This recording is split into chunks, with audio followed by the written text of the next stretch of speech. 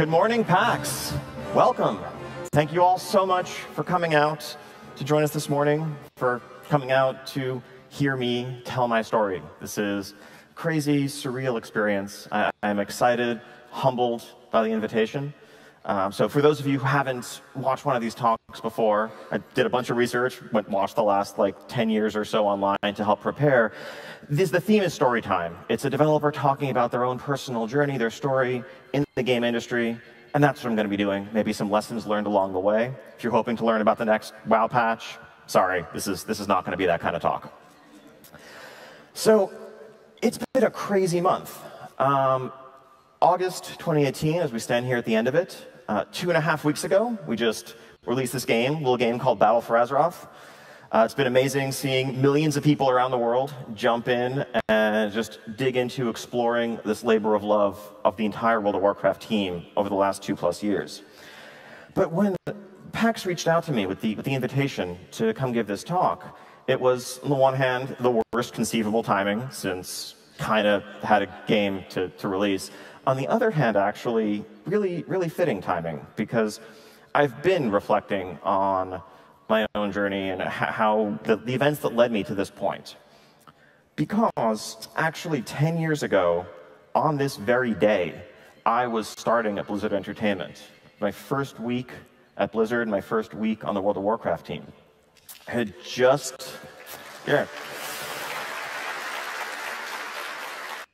just flown out from the East Coast. I was living in temp housing, out of a suitcase, gotten in the night before. I woke up crazy early in the morning, a mix of nerves and still being on East Coast time. Called a yellow cab to take me to Blizzard offices. This was way before Lyft and Uber were a thing, and I didn't have a car yet since I just moved out here. And I was standing there like 7:30, looking up at these gates. I was pretty much the only one there, because this is a game development studio, and it was 7 in the morning. But was excited, anxious, a little scared, but above all, just eager to begin this next step in my journey. And part of why it was so impactful, though, was not just the fact that I was here at the campus of this company that had made games I played throughout my entire life that I'd idolized, but because of, in some other ways, how unlikely it was. Because actually 5 years prior, 15 years ago today, I was actually sitting in a classroom just like this at NYU School of Law, beginning my 3rd year as a law student, taking a criminal procedure class. And I had been following what felt like a pretty steady path throughout my entire life. Really, as long as I could remember, I'd wanted to be a lawyer. Okay, maybe when I was like 5, I wanted to be an astronaut, but that was a phase. But for most intents and purposes, this is a goal that I had pursued, and there was a fair amount of certainty and comfort there. I had a job lined up for after I graduated. Life was good. I think my interest in the law, actually goes back quite a ways. I think when I was like 11 or 12, doing some summer reading, actually read this book, John Grisham's The Firm. And it wasn't the money laundering for the mob, though that was appealing. It was actually the first part of the book, reading about a young lawyer's graduating from law school, looking for law firms. Spoilers, he picked the wrong one. But the details, the minutiae, the day-to-day work, the sorts of problems, the real legal talk that fleshed out the background of the story actually fascinated me. I wanted to learn more. It sounded really cool, sounded really interesting to me. So I talked to some family friends, sought out whatever resources I could, and everything I learned about the law appealed to me. Throughout my life, I've always liked solving puzzles. I've liked, problems. And that's how I viewed the law. I think at its core, legal practice is basically taking a puzzle that consists of a set of facts, a set of laws, some extra resources like maybe interpretations of those laws, other documents that have been written, and solving a puzzle that is, what is the best argument you can make given these fixed things in support of this position? And it wasn't just about making the argument. That was the first half of it. You might have this perfect idea in your head, or so you thought, but you also needed to be able to express it, to convince others through word, written, spoken, of the validity of your argument. And in the course of making that argument, you might often realize that it wasn't quite as perfect as you'd imagined. And you could do all of this in service of protecting rights, in service of society as a whole, what's not to like? And so I was sold. I was hooked. A lot of the choices I made from that point on, classes I took, extracurriculars I pursued, they were all in service of this idea. In my, even, back then I was like 11, 12, I'm going to be a lawyer when I grow up. And so when I got to college, a few years down the line, I took classes that were tailored to that goal. And 4 years later, when I made it to NYU and was starting law school there, it felt like I had realized this dream I had 10 years ago. It felt pretty amazing. And there's something to be said for that. And it was, I felt like I had this great life ahead of me that I'd planned for. And yet, as we just saw, not that many years later, I found myself standing in front of the gates of Blizzard on a cool morning in Irvine. So what happened? Now, there's another side to my life that maybe makes it not quite as crazy. Let's take a look at that. Going way, way back, 1983, this was a big year in the life of young Ion Hazzikostas. I was getting ready to start my first year of preschool. Also, I had just been introduced to a world that would, captivate me throughout the rest of my life to come. So my mother was an elementary school teacher. She taught first grade and was actually transitioning to being a computer teacher as computers began to get more and more of a place in schools around the country. And so based on some of those readings, and she was reading about the value of educational software, computers to the development of young minds, we brought home this, Texas Instruments TI-99 4A. And had, definitely there was some educational software, played some number games, spelling games, other things along those lines. But as we've seen, if there's a device that can have games on it, it will have games on it. Doesn't matter whether it's a calculator, whatever it is. And so out of all those, the one that sticks out in my mind the most, and I don't expect many or even any of you to have played this or remember it, but there's this game called Tunnels of Doom. And this came out in 1982. It's actually crazy ahead of its time in a lot of ways. It was basically a roguelike. It was a 10-layer procedurally generated dungeon.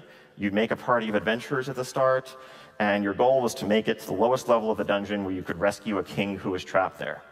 And you'd explore, defeat monsters, randomly generated levels each time, buy weapons and shops along the way, and if you lost, game over, try again. When I first started playing this, I really was a bit too young, couldn't make heads or tails of it, spent a lot of time exploring the top levels and getting nowhere, but I was still captivated. And over the course of the next couple of years, I made greater strides and eventually managed to get to the depths of the dungeon. And it was a great triumph at the time. But it really opened my eyes to this whole world of fantasy and imagination and, looking beyond simple graphics and lines and pixels and dreams of adventure and progression and rewards and a lot of things that I would continue to seek out in games across the rest of my life. Just kind of let's take a quick tour through some of those. So a few years later, slightly better graphics. For context, I was a Nintendo kid, I was an Apple kid. My mother, still an educator, we had educational discounts on Apple computers and later Macs. So that's what we had around the house. I never actually had a standard PC computer until many, many, many years later when I was in law school, when I actually needed a laptop for exam-taking software. And so in the meantime, the games that I played were the ones that were available in that universe. And of course, that's a big part of what attracted me to Blizzard games in the first place, because all of their games throughout the 90s ended up on the Mac, which was unusual at the time. So moving on, slightly better graphics, interesting variety. One thing, though, that stands out, not better graphics, in the upper right here, we just have a bunch of text. And so in the 90s, we started to see the emergence of the very first online multiplayer games. Back then, these were bulletin board door games that you'd call into a computer, usually maintained by just a random hobbyist, and play through these games, often taking turns, because only one person at a time could connect. This was something that my friends and I were super into when we were in junior high school, early high school. And these games opened my eyes to the possibility that gaming wasn't just about sitting next to somebody on a couch and sharing that experience with them, but that it could bring people together from much greater distances. You could even meet people through these online games. And later, again, slightly nicer graphics. It's a pretty cool game called Diablo there in the upper right. That was a pretty big fixture in 1998 for me. But in the lower right, again, another text-based online game, a MUD, a multi-user dungeon.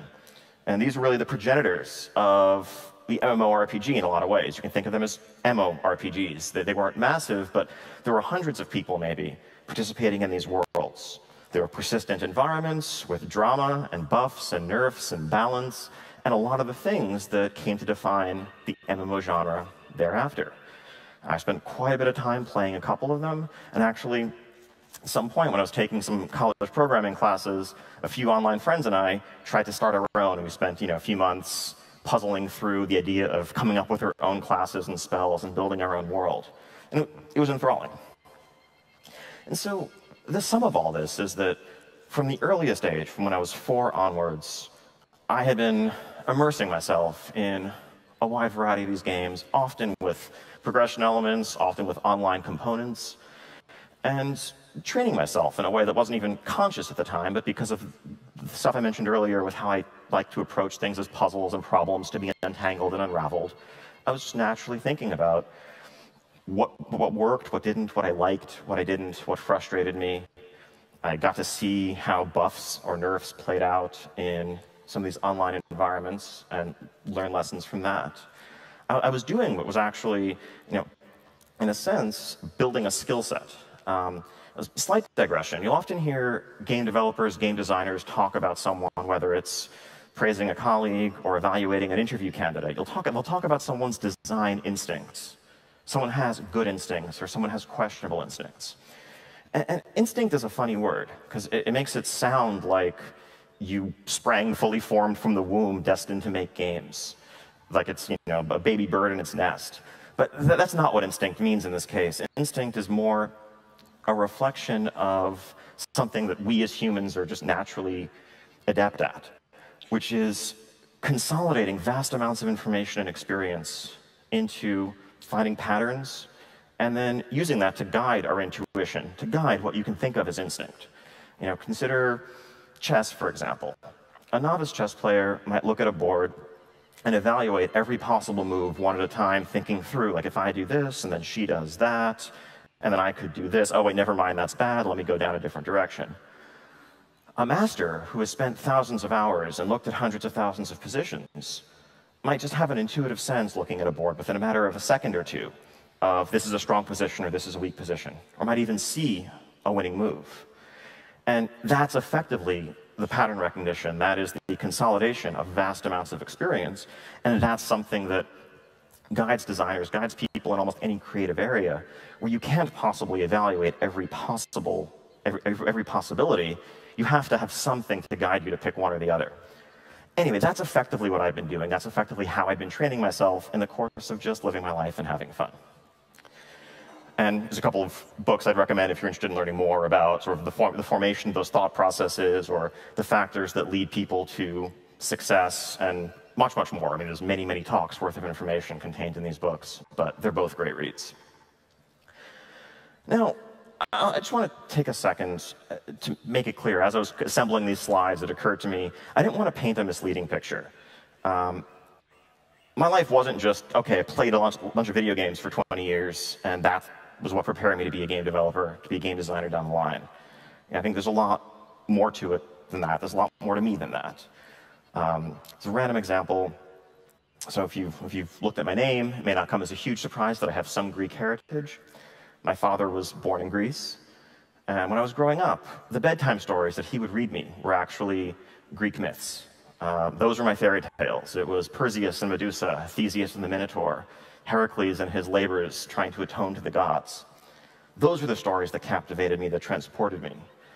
And as soon as I could read better, those were some of the first books that I sought out and asked my parents for so I could learn more. And later on, whenever I could, I wanted to delve more deeply into those worlds, into other mythologies. That interest actually led me, when I was in high school, to take Latin instead of German or French or Spanish or something more conventional, because I wanted to be closer to these stories. that had helped just shape my imagination when I was young. Also collected a ton of baseball cards, was super into baseball. When I was 10 or 11, I probably could have named the starting roster of every Major League Baseball team. A lot of number crunching, and again, just a totally separate facet of the interests that I was exploring. Speaking of numbers, I always liked math, like puzzles. I liked math puzzles. I was actually captain of my high school math team, just to give you the level of nerd we're talking about here. It's pretty high, spoilers. And I even did high school theater. It's a mix of following friends into this, but wanting to challenge myself, wanting to take more risks, wanting to learn a bit about what could lead me to be up on stage and be a bit vulnerable in front of a crowd of people. Not quite this size of crowd, but it was something. The point is, there's a lot more to me than just the games that I play, and I think there's a lot more to anyone who comes into the game industry than just the games that they've played. The games are a piece of it, but they're not the whole.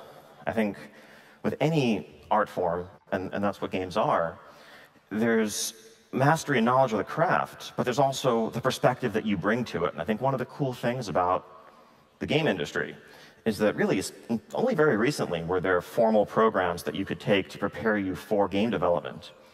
Almost everybody had some different story, especially if you go back 10, 15 years.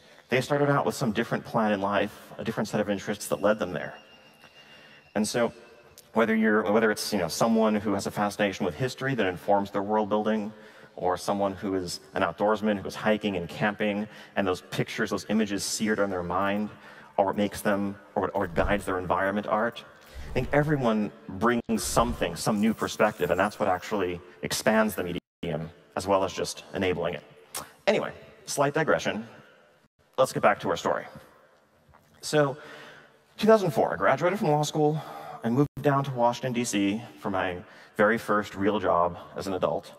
I was working as a clerk for a federal appellate judge in D.C. And this was an amazing job. It was everything I had hoped the law would be. It was everything I wanted it to be. I was working with kind, smart, talented people, helping to research and evaluate litigants' positions and their briefs, and help my judge reach conclusions of law.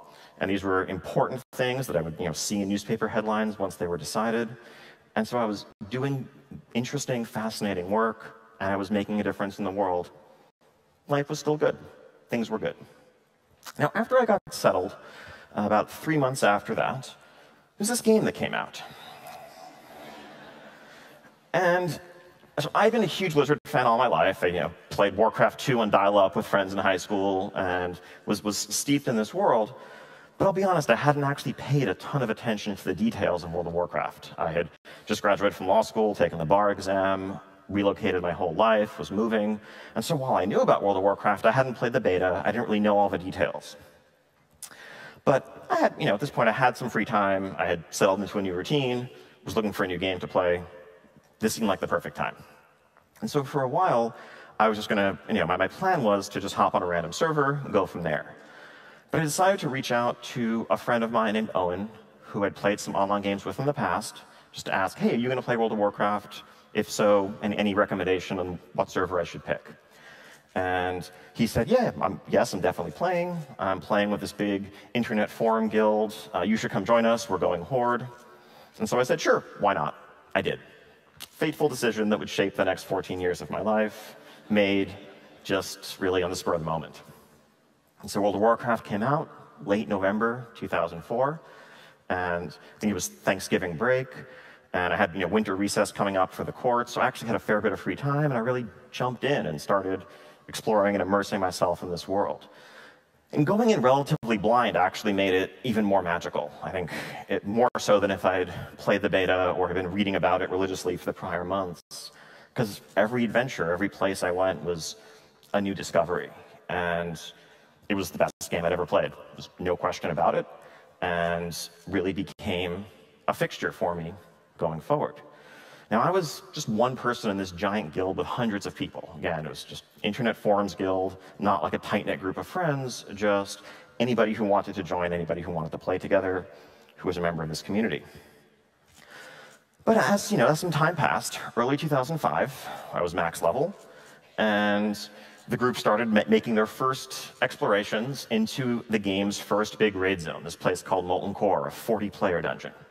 And so they were looking for warm bodies because there weren't that many people max level at the time, and so I volunteered and tagged along.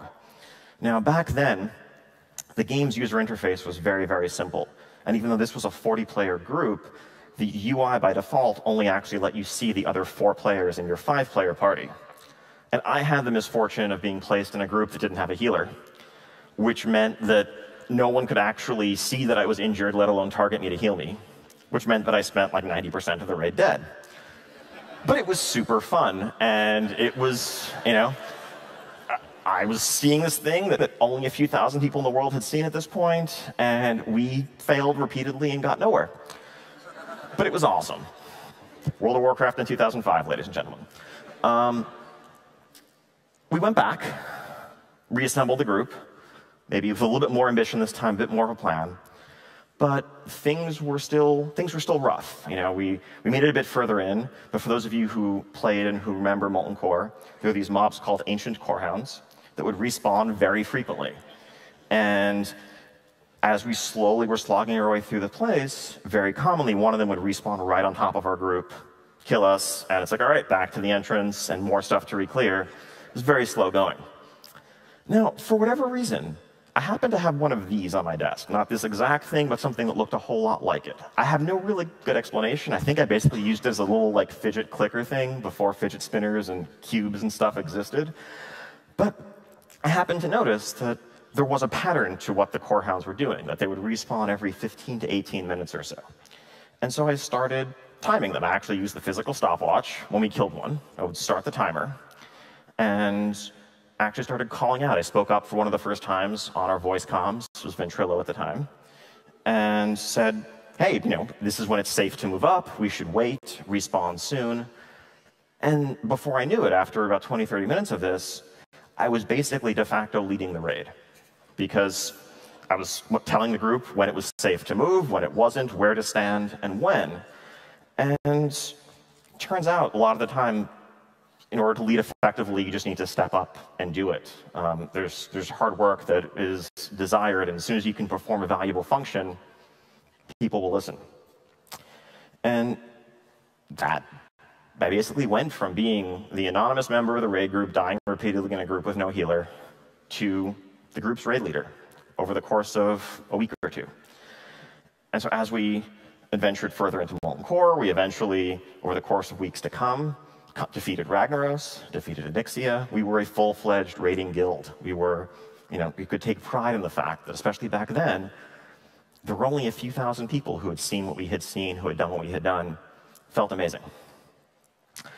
Now, continuing further, 2 raid zones later, there was this zone called Ankiraj that opened up in early 2006. And this is where my guild hit one of our first real brick walls. We were struggling with this encounter called the Twin Emperors. And I was pretty sure that based on what I had seen, that we had found a serious bug with the encounter. It was a very specific technical bug that required, you know, if you were doing the strat that we were trying to do, we'd run into something that was posing a major setback. Now, at the time, that posed certain challenges, because the culture in the WoW community was one of near absolute secrecy around raiding. This is something that had been inherited from the game EverQuest previously, where raid bosses were, you know, there was a single one in a public space, and if you killed it, another guild on the server couldn't. And so the knowledge of how to overcome encounters was something to be zealously guarded.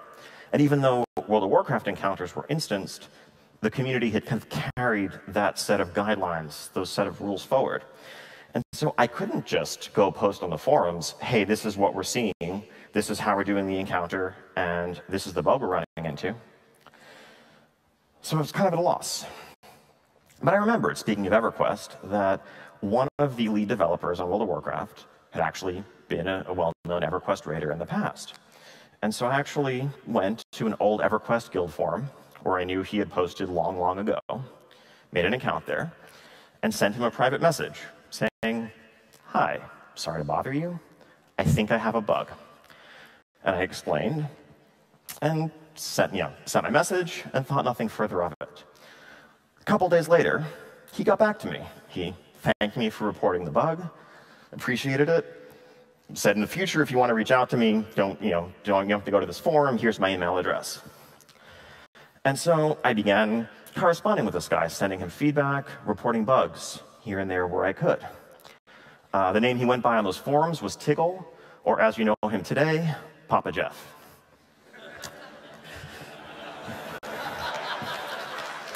So Jeff Kaplan, then lead game designer of World of Warcraft, became an invaluable resource. I did my best to not take advantage of this lifeline, this direct connection that I had. But when I had feedback, when I had concerns, when I had bug reports to share, I would send him email about them. And we continued to go on over the course of the rest of the expansion and became a relatively solid raid guild. We were at some point one of the top 10 or 20 in North America at least. Burning Crusade, I think, elevated the game to new heights. I took a brief break somewhere along the line, just a little bit burned out after Naxxramas, but our guild was doing great. And really the life I was leading at this point was very much like lawyer by day, raid leader by night, and two separate worlds. I was kind of a closet gamer at work. No one would have guessed or known, and then I was going home and I had this alter ego. And yeah, so our guild site, back then it was very common, everyone would have a guild website, you would post screenshots on it, you would keep people up to date on your latest kills. Not that anyone really cared for the most part, but it's just something you did. But in this case, a lot of people from other top guilds started coming to our guild forums to congregate, to discuss, to share information, to learn. And it was a place where there were a lot of smart people with varied backgrounds. Some of them were graduate students studying math and statistics, others were programmers, others were actually developers in the industry, who all shared a common bent of liking analysis, liking to solve problems, liking to solve puzzles, and started to pick apart the way World of Warcraft worked.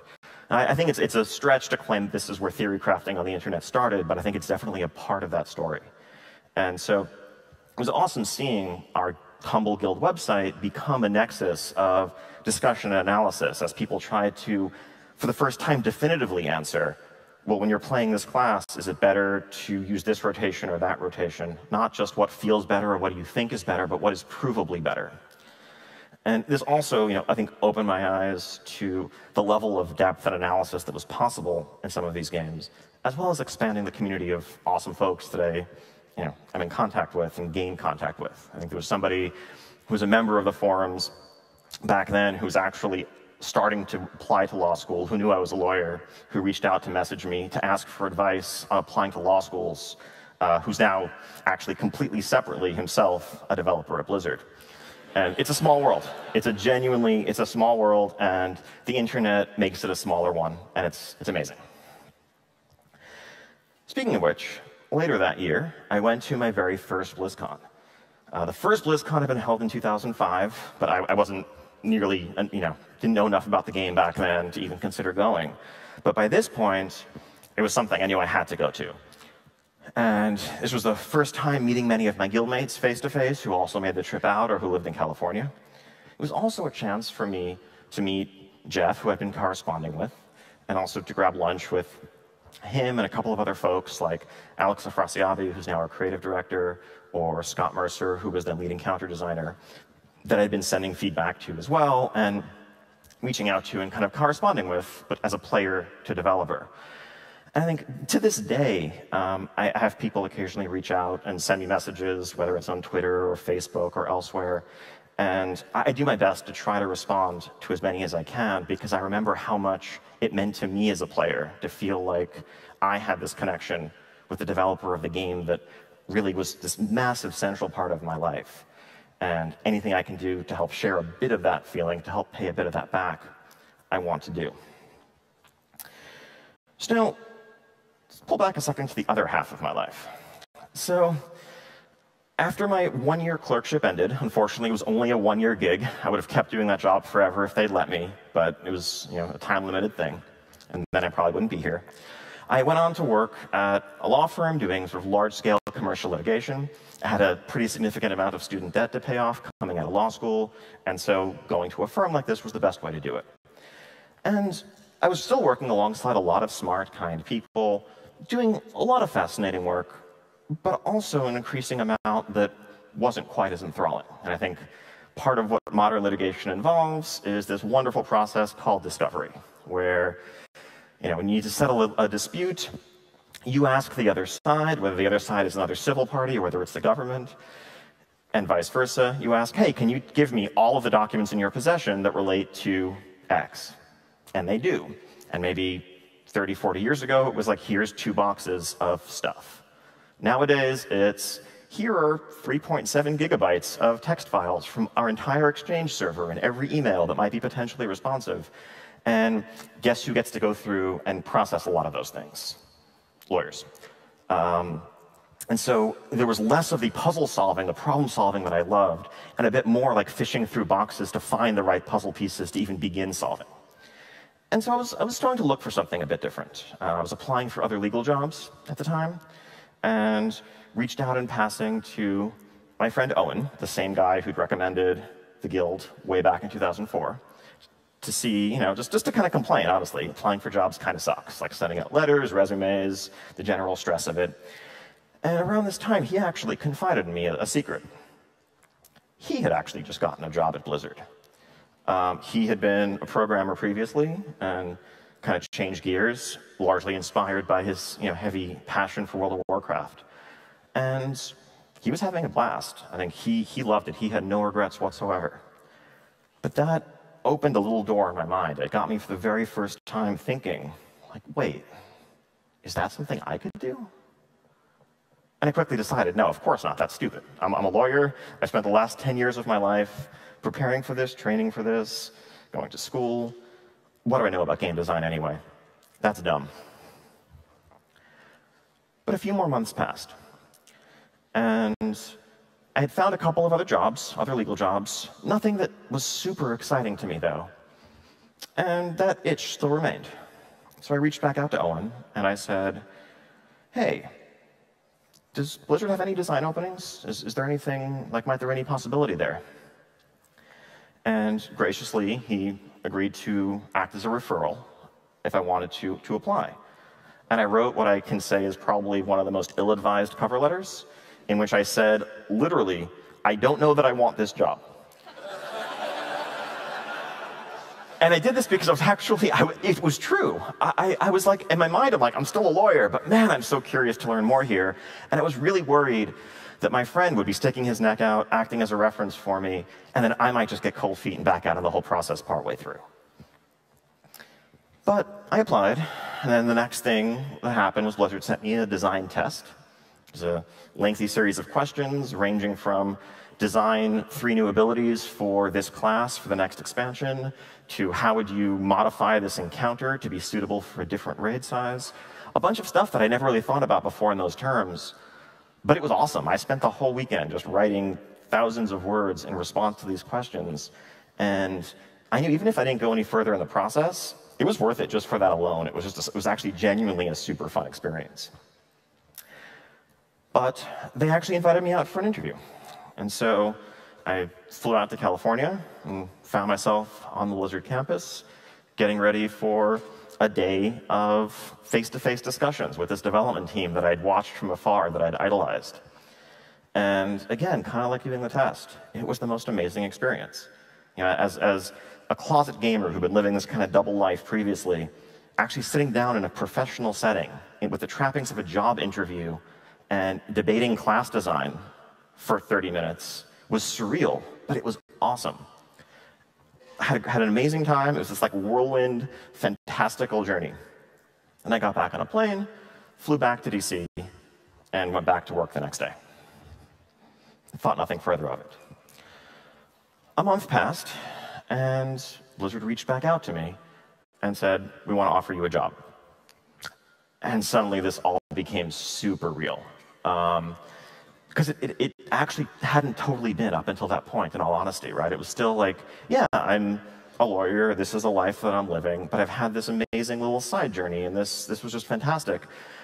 But then I had the very real question of, am I going to walk away from my career? Am I going to walk away from financial security, from the one side of the country to the other? All of these things. I reached out to friends and family for advice. My parents initially thought I'd lost my mind. As you might imagine, they're like, wait, you want to do what? But the more I thought about it, the more I realized I had to. Because if I didn't, I realized this was a once-in-a-lifetime opportunity, truly. I was incredibly fortunate to have had it come across my lap. And if I didn't, odds were good I was going to wake up one day, whether it was a month later, whether it was a year later, whether it was 5 years later, or come home after a hard day at work, feeling a bit down, and I'd have that moment of regret, that moment of wondering, what would it have been like? What if I had chased this opportunity? And I didn't want to feel that way. So I took some safety precautions. I talked to I gave myself 1 year. I talked to a recruiter to make sure I wasn't completely damaging my future career prospects if I took a year off from the law. But I said, I'm going to do this. I'm going to take a chance, just as Blizzard took a gigantic chance on me, an unproven developer. I'm going to take a chance. I'm going to see if I like it, if I'm any good at it, if they like me. And so that brings us back to where our story began, as I was standing in front of these gates on that morning in August 2008, excited and looking ahead to this next chapter of my life. And I walked in. Now, I was arriving at a very eventful time in the company. Summer 2008 was just a couple of months before Wrath of the Lich King came out, the second expansion for World of Warcraft. This was a super, super busy time, as the last stretch, the last sprint to the finish line before an expansion can be. At the end of my first week, Jeff Kaplan actually called the whole design team together and said, hey, we have 3.5 weeks to make the game that players deserve, to finish it, to do everything in our power to make this memorable. And this was our charge. This was kind of the last sprint to the finish. And there was a lot of work left to be done. And he came aside and talked to me afterwards to say, hey, Ian, like, you just got here. Don't feel any pressure or obligation. This doesn't apply to you. This is more just everyone has a lot of work on their plate they need to finish up. Don't feel any obligation to stay late or do anything extra. I looked at him like he was insane. Like, at the time, I was living in temp housing out of a suitcase. Was I going to go home and watch bad TV in a town where I knew no one? Or was I going to stay at the office and make World of frickin' Warcraft? It was World of frickin' Warcraft. At the time, also, so we were a bit less efficient in some ways than we are these days. Back then, the entire zone of Icecrown, the top end of Northrend, the continent where the expansion was set, was basically 70% empty. There were 0 creatures in it. It did not look like the place where the armies of the Lich King were to be found. All of that needed to be fixed in the last 3 to 4 weeks before we got the game into players' hands. Because that's part of the nature of a live product to some extent. I think Blizzard is very well known for, we ship things when they're ready, but in a live game, to some extent, quantity and timeliness is quality, right? Making people wait 12 months for something new, that's not doing the right thing for our players. But I had the immediate amazing experience of my initial work, literally the things I did on my first days in the company. I could come back after the weekend and go to player fan sites and see that work on the front page of those fan sites because a new beta build had been pushed out and had been data mined. And that was surreal to me. Like, I had gone from playing this game to I just put something in it and other people are playing it literally overnight. It was crazy. So Wrath came out, and I settled into a new role as a dungeon and raid encounter designer. That was my first job formally on Wrath of the Lich King. And I loved it, right? I mean, I knew pretty quickly that I wasn't going to need a year for this trial period, that I was sold. This was a place I was very happy to be, working around awesome people, working on this game that I loved. But even so, there were some early challenges. I think one of the biggest ones was actually becoming adjusted, becoming used to the creative process. All through my life previously, I had worked and lived in a domain of certainty. That's what I've been conditioned to do from a young age, right? Whether it's an elementary school teacher asking what's 7 times 9? And I would raise my hand, and I knew that it was 63, and that was an answer that I could give and be recognized and rewarded and praised for giving that answer. Or years later in high school, it's like a US history teacher asking, what's the XYZ affair, and what was its impact on late 18th century US-French relations? If I didn't know it, I was going to stay quiet, but if I knew it, I'd be that obnoxious kid raising his hand, saying, ooh, me, because I had an answer to share. But if I didn't know I was right, why open my mouth? Why take that risk? Now take that logic, take that upbringing, take that training, and transplant it into a creative environment. It's apples and oranges. It's a night and day difference. If we're sitting around with a group discussing boss mechanics, like there's a skeletal frost dragon, what should that dragon do? What is right? What is wrong? What is smart? What is stupid? What's a good idea? What's a bad idea? How could I have the confidence to open my mouth and say, well, what if the dragon encases some players in ice and their allies have to hide behind those ice blocks and break them out? Is that smart? How should I know? How should anyone know? And so there's something terrifying, actually, about vocalizing these thoughts and exposing them to judgment of others without any knowledge of whether they're good or bad. And it's something that I think you almost never let go of entirely. I've heard people, very senior folks at Blizzard, people with lead, people with director in their title, who will preface something they say at a meeting with, this is a terrible idea, but. And there's that little bit of deflection, there's that little bit of a safety net of like, I don't know this is good either, but bear with me. And even to this day, I sometimes catch myself, looking around a room as I'm beginning to speak, sharing a thought, looking for micro reactions on people's faces to know whether they're, whether they think it's good or whether there's some level of disgust or mockery. And I think what follows from that is it's something that's essential. That's how the creative process works. That's how brainstorming works. It's something that I needed to get past. But it's also something that now in my role as a leader, and I think for anyone out there who is facilitating or trying to organize a creative group, a creative process, I think the most important thing you can do is make sure that it feels like a safe place to share those ideas, that there's never a sense of judgment or something that's going to make somebody withdraw and refrain from offering their opinion next time. Because without that, the final result, the whole ends up being poorer. I think that was a huge takeaway for me over the course of that initial onboarding and shifting my thinking from a legal framework to a creative design framework. Moving on, a couple of years later, the Cataclysm Expansion. As this was coming out, I actually made a shift from working on encounter design to working on class design. And I would still try to juggle the two where I could, but my primary job was coming up with new abilities, tuning, balancing, improving the overall feel of several of World of Warcraft's character classes. And I would try to still do a raid boss when I could every patch or so as a great way to kind of shift gears. If I hit a creative block in one area, I would focus my attention on the other until I could come back. But I learned a lot from this process. On paper, balance feels like objective math, right? It feels like something grounded in those areas of certainty I was talking about earlier. But it's not always. So here's an anecdote from early in Cataclysm. Now, in our game, we have a Death Knight class that has 2 different specializations that both deal damage. One is Unholy, one is Frost. And by this point, several years after the origins of my guild forums, the community was very adept at sharing and breaking down knowledge. They collected combat logs, aggregated them, and processed them. You could see almost like a stock market index based on every knight's raids. You knew who was doing how well, and players definitely let us know.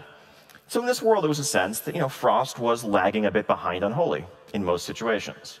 And Frost Death Knights justifiably reached out to us and said, why do you hate us, Blizzard? What do you have against Frost? I just want to play the specialization that I enjoy, but everyone knows we're terrible. And so we looked at the numbers and our own internal data, simulations, and we realized, we think they're right. Frost is a few % behind Unholy, let's make some finely calibrated adjustments to Frost to bring them up so that they're equal to Unholy. And so that's what we did. And then a week passed. We pushed our changes to Frost live, and this is what happened.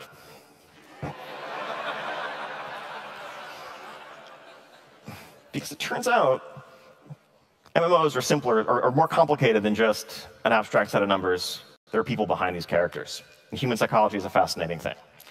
What happened was, theory crafters, number crunchers looked at their changes and said, Frost is now a fraction of a percent better than Unholy under optimal circumstances. Which then was translated to, Frost is the new best spec to play. Which then meant that all of the very best players who cared most about min-maxing, for whom making that number the biggest it could be was their source of joy in the game, they switched from Unholy to Frost. If you looked at this chart, you would think we had nerfed Unholy. In fact, not long later, Unholy players were like, why did you nerf us? Why do you hate Unholy, Blizzard? The moral of the story, balance is harder than it seems. So later this year, again, obviously, Blizzcon has been a largely annual event. But BlizzCon 2010 was a special one for me. Because it was actually my first BlizzCon where I had a role on stage. I was asked for the first time to be part of a Q&A panel with the other class and systems designers. And up until this point, I'd actually lied to my guildmates. Because back then, it was considered of utmost importance that no one should know that you are a developer at Blizzard when you're playing World of Warcraft.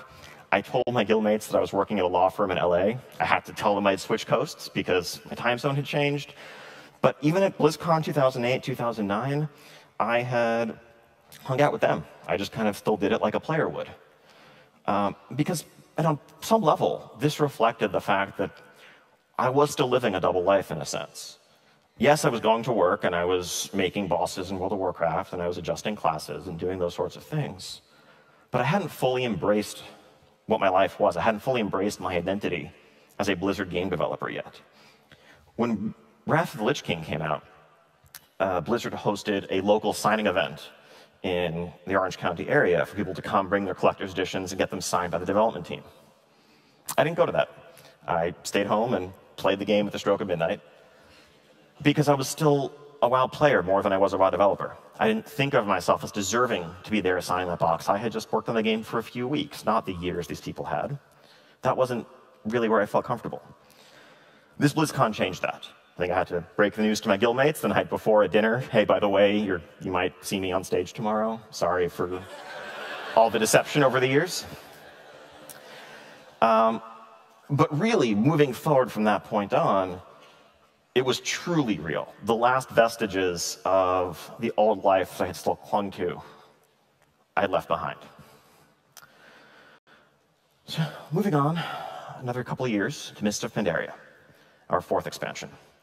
Now, at the start of Mists, Scott Mercer, who had been leading counter designer on World of Warcraft for many years, one of the folks I had met and had lunch with at BlizzCon way back 5 years earlier, decided he wanted to, after a decade of service on the World of Warcraft team, move on to a different project within Blizzard, leaving the leading counter position opened. And I didn't know that I was ready for it, but being the typically almost like ambitious by default sort of person, it's like, hey, there's a job, it's a promotion, you should apply for it. I applied for it. And in the course of the interview process, a then lead producer, now our production director, John Haidt, asked me a question over lunch. Ian, why do you want to stop making things? Why do you want to be a lead? Why do you want to be a manager instead? And I did not have a good answer to that question because I hadn't really fully thought of it in those terms up until that point. It's a question I still ask people in interviews today when they want to move from being individual contributors to being leaders. Because it's very different doing X versus leading people and mentoring them and guiding them as they do X, whatever that may be. And there's a trap that people often fall into where your best artist or your best engineer or your best whatever gets promoted into a position where they no longer are actually making art or no longer are actually writing code. And maybe they're not as good a manager. Maybe they're not as good a leader. But they were conditioned to think like this is the next step they should take in life. And they end up less happy. and the team as a whole ends up worse off because they've lost a great source of contribution. And John wanted to make sure that I wasn't falling into that trap. I actually took a lot of time to reflect on it, and it occurred to me that this is actually what I wanted to do. There were a lot of parallels, a lot of lessons I learned from actually raid leading. And I've never been the best player in my raid group. I wasn't the single most skilled raider, but I was good at identifying the strengths and weaknesses of the group and assigning them to roles that suited those strengths and weaknesses, and facilitating and smoothing out conflicts and helping people work through the challenges that come with trying to cooperate to get something done on a large scale.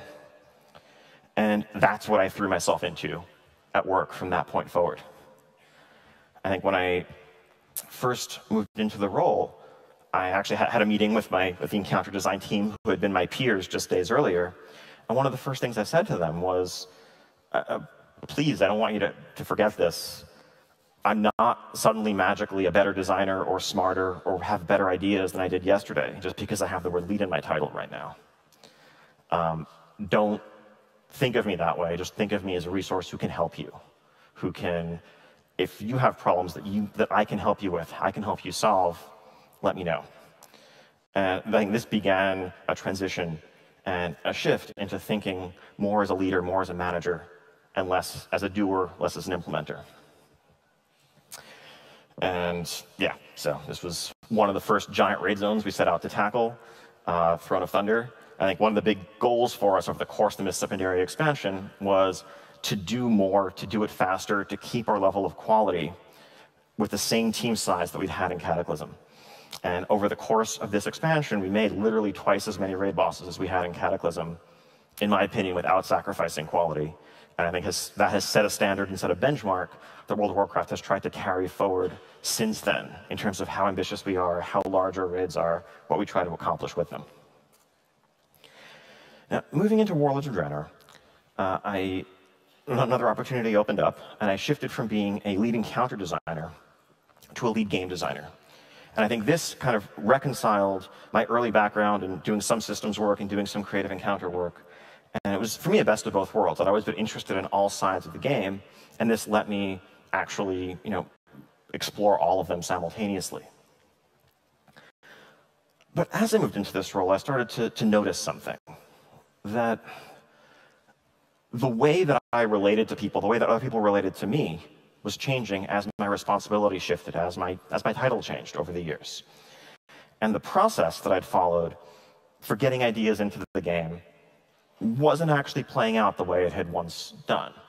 Now, when I was a new designer on the World of Warcraft team, if I had an idea, had a suggestion, something I thought we should do, whether it was small or big, I might start out by bouncing it off my peers, folks sitting at desks right near me, to see what they thought, if they had any suggestions. If I still liked it and they seemed excited, I would let my lead know and say, hey, I had this idea, what if we tried doing X or Y? And if they liked it, then we'd socialize it further with the other members of the team leadership, and eventually it might make it into the game. If it did, it was almost certainly improved along the way by being challenged, by having a lot of questions, by having suggestions, things to augment it, introduced by every other person who shared in the creative process. And a lot of the time, ideas that I woke up thinking were brilliant, I quickly realized were terrible after running them by just a few people. But here, by 2014, as a lead game designer, I was actually having a much easier time getting my ideas into the game because there were way fewer people who could tell me no. And my ideas weren't necessarily better than they were 5 years earlier. I mean, maybe they were a bit more refined, maybe they were a bit more, polished by lessons learned. But I was no longer going through the same process. Forgive the cheesy metaphor, but I think this is a crucible, right? A crucible is something in blacksmithing that helps filter out impurities to create a better, stronger whole as your final product. And I think I'd been putting my ideas through this process almost automatically by necessity, because if I didn't, well, then there was no way they would get into the game because there were gatekeepers between me and that. As I gained more responsibility on my team, I had to force this process to play out. I had to actively go seek out not just peers, but people on the team that worked for me, and as many different voices as I could find to run my ideas past, to challenge, so that this crucible could make them better for the sake of the game as a whole. And I think it's something that had I just continued to go about my business unconsciously, being like, well, yeah, I'll run my ideas past my boss, and then if they say yes, I'll put them in the game, I think the game would have been worse off for it. So then, as we're getting closer to the present day, I have to admit I have probably fewer lessons, fewer insights at this point. I haven't had as much time to really reflect and totally process what I've learned along the way. But I do know one thing. As Legion came out, my boss, Tom Chilton, who'd been game director of World of Warcraft from 2008 onwards, and who'd been on World of Warcraft from like 2003 onwards, he'd been a lead game designer in Ultima Online previously, like one of the real godfathers of the MMO genre. He was also wanting to move on to another project within Blizzard. 10 years, 15 years in a game is quite a bit. And that left me looking to move into those very, very big shoes to fill. And as I moved into that role, I was excited. I mean, I was awestruck. I was humbled by the responsibility, but also just terrified.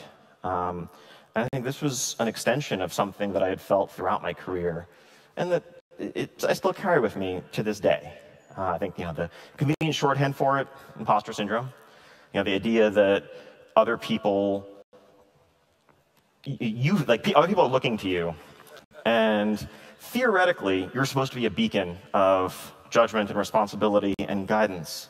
But especially when you first come into a role, you don't necessarily know what you're doing. And I look forward to reading the forum threads tomorrow. Ian finally admits he has no idea what he's doing.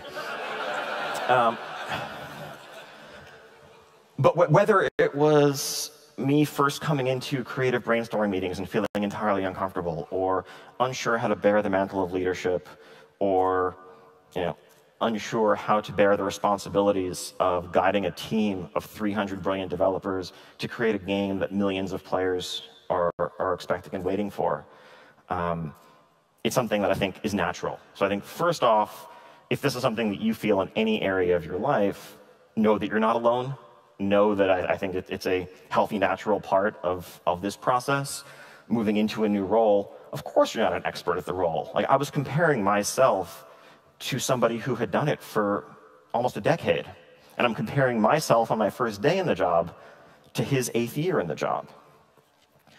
But second, I think it's actually something that you can lean on and actually can strengthen you in some ways. I think for me, I try to keep this in mind. It helps keep me, I think, humble and grounded.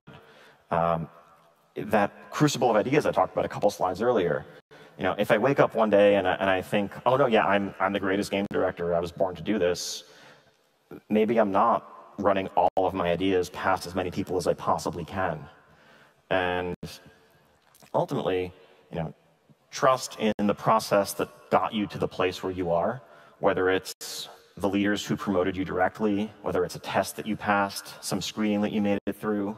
Others place their faith in you, have their judgment in your ability to excel. And clearly, if you're comparing yourself with them and you think they're so great, they might know something. And so that brings us back to August 2018, as I stand here.